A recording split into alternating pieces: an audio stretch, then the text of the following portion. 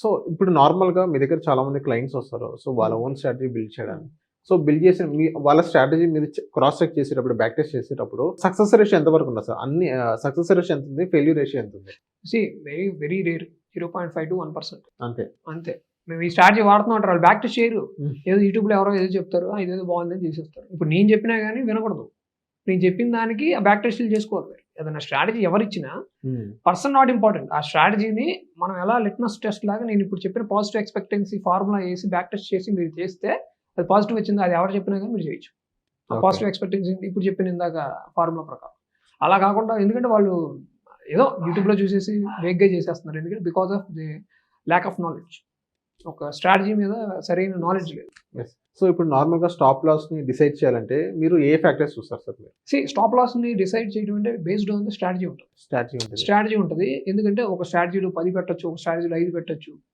ఎందుకు time frame ఉంటది. Candle time frame మారిపోతది. So, it's depending on the strategy itself. ఇలా అని ఒక పర్టిక్యులర్‌గా చెప్పలేం మనం.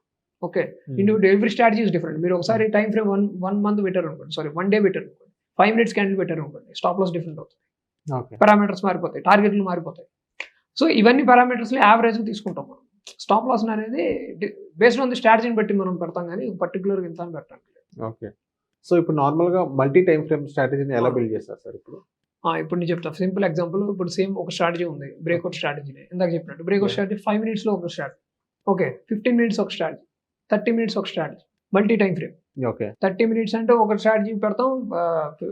Sorry 15 minutes, 5 minutes. So, 3 multi time frame పెట్టాం. సో, మల్టీ టైమ్ ఫ్రేమ్‌కి నేను చెప్పినట్టు టార్గెట్ వేరుగా ఉంటది. దీనికి స్టాప్ అవును. లాస్ వేరుగా ఉంటది. ఎందుకంటే ఆ క్యాండిల్ కింద మనం స్టాప్ లాస్ పెడతాం బేసిక్‌గా. 5 మినిట్స్ క్యాండిల్ వేరుగా ఉంటది. 30 మినిట్స్ క్యాండిల్ వేరుగా ఉంటది. సో, ఇది మల్టీ టైమ్ ఫ్రేమ్ మనం కంబైన్ చేసినప్పుడు ఒక డిఫరెంట్ రిజల్ట్ వస్తది.